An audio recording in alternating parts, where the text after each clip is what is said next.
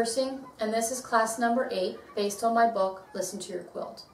We're going to talk today about the fourth and final step in our 4 simple steps.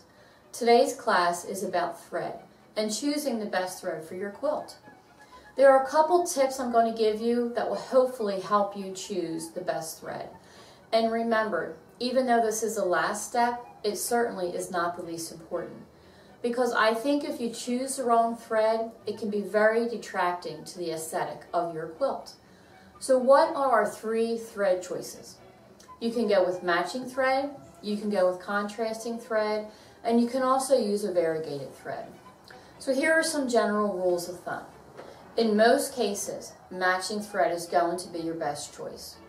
And why do I like matching thread? Usually the quilting is not the most important part of the quilt, and matching your thread will allow all of your other hard work and design choices to shine. Also, if you're a new quilter, matching thread is great for hiding all those small inconsistencies in your quilting and the stops and starts. They won't be nearly as noticeable. A contrasting thread. Contrasting thread has very limited use. If you really are going to quilt something where the quilting becomes a large part of your design element in that quilt, contrasting thread is a great choice. In other words, if you have black fabric and you use a hot pink thread, what you're going to see is that design. That's going to become all about the thread and the quilting. So remember, contrasting thread is really going to be a design choice. The other issue with contrasting thread, if you're not a good quilter, it's going to show all your inconsistencies in your thread length, in your stitch length, in your tension. These are things to think about. Now, a variegated thread. Many people love variegated threads. I myself love them, but let's use them in the most appropriate way. Variegated thread is a great thread to use when you're trying to blend many different colors and many different designs in your quilt. And oftentimes a variegated thread is used for an all-over quilting design. So I love variegated threads, but just think about when it is that you really want to use them. Your best choice is usually going to be matching your thread color to the color of your quilt. Now, the quilt behind me is a good example of choosing 2 different types of thread color on the same quilt. This quilt was meant to be a very blended quilt.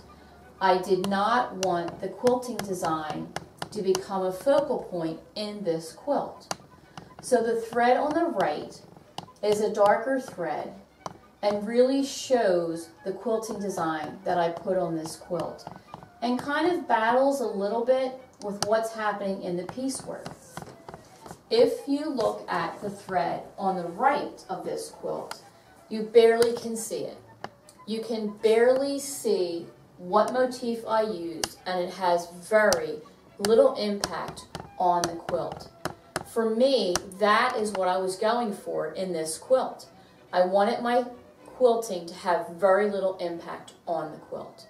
So the choice of a matching thread color was perfect in this quilt. There are many more tips and ideas that I present in the book. Thread is something I could talk about all day long because I know how important it is to your quilt. And in general, people also ask me about the types of thread that I use. And I think because I prefer cotton fabrics and cotton battings, my choice of thread is usually cotton. I'm often asked what manufacturer of thread I use.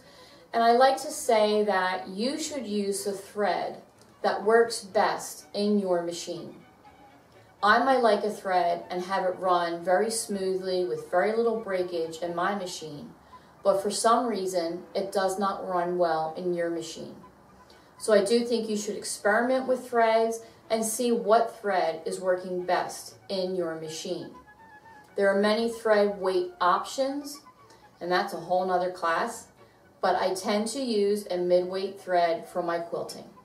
So that's what I have to say about thread for today. I hope it was helpful and gave you some insight on how this decision is so important, and you'll look further and think about it more the next time you're ready to start your quilt.